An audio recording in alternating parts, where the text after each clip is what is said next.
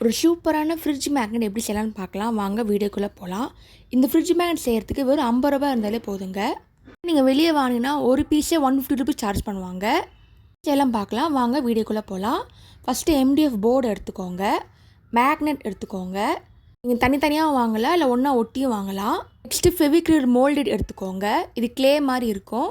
உள்ளே 2 இருக்கும், ஒன்று ஹார்ட்னர், ஒன்று சாஃப்ட்னர்.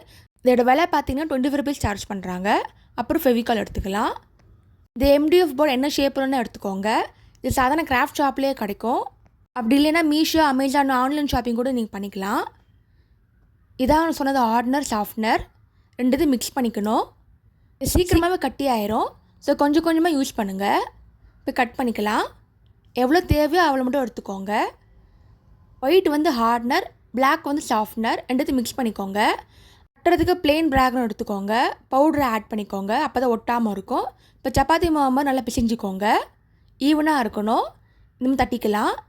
உங்களுக்கு எந்த ஷேப் வேணுமோ அந்த மாதிரி பண்ணிக்கோங்க. இப்போ MDF போர்டில் ஃபெவிகால் அப்ளை பண்ணிக்கிறேன்.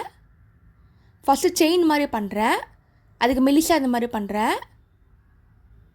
இந்த மாதிரி வச்சுக்கோங்க. உங்களுக்கு எந்த டிசைன் வேணுமோ அந்த மாதிரி பண்ணிக்கோங்க. ஃபெஸ்டிவல் சீசனால் இந்த மாதிரி ஜுவல்ஸ் பண்ணுறேன். உள்ளே வச்சாச்சு. ஃபுல் செட்டுங்க, நகை, கம்பல், வளையல், மோதிரம்னு வச்சுருக்கேன். இப்போ நெக்ஸ்ட்டு பார்க்கலாம்.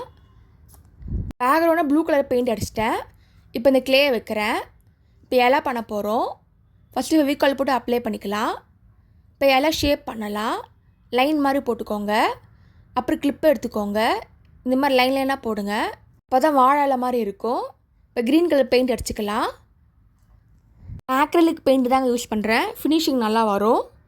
இப்போ உள்ள ஐட்டம்ஸ் வச்சுக்கலாம். வாழை இலை விருந்து, அதனால் இட்லி, சாதம், அப்பளம், வாழைப்பழம், உப்பு, ஊறுகாய், சாம்பார், ரசம் எல்லா ஐட்டம் வச்சுருக்கேன். மேலே குட்டி குட்டி பவுல் வச்சுருக்கேன். கீழே ஹார்ட்டின் மாதிரி போட்டிருக்கேன். உங்கள் இமேஜினேஷன் ஏற்ற மாதிரி வச்சுக்கோங்க. ட்ரை ஆகட்டும். இப்போ நெக்ஸ்ட் இது எடுத்துக்கலாம். ப்ளூ பெயிண்ட் அடிச்சுக்கோங்க பேக்ரவுண்டுக்கு. அப்போ தான் கோல்டு அடிக்கும் போது பளிச்சுன்னு தெரியும். இப்போ ஃபுல்லாக அடித்தாச்சு.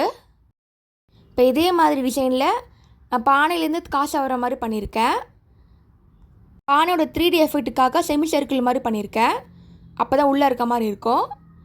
இப்போ காசுக்கு ஃபுல்லாக கோல்டு கலர் அடிச்சிடலாம். பானைக்கு ப்ரௌன் கலர் அடிக்கிறேன்.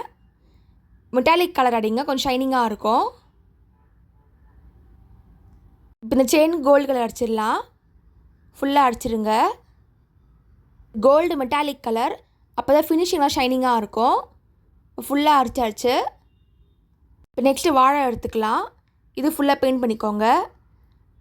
ரைஸுக்கு ஒயிட் எடுத்திருக்கேன், உப்பு ஒயிட் எடுத்திருக்கேன், அப்பளம், வாழைப்பழம், நேந்திரங்காய் சிப்ஸ் எல்லாமே எல்லோ அடிச்சிருக்கேன். அப்புறம் பொரியல் அடிச்சுக்கலாம். ஒரு குலோப் ஜாமுன் வச்சுருக்கேன். 3 பவுல் சாம்பார், ரசம், குழம்பு, தயிர் வச்சுருக்கேன்.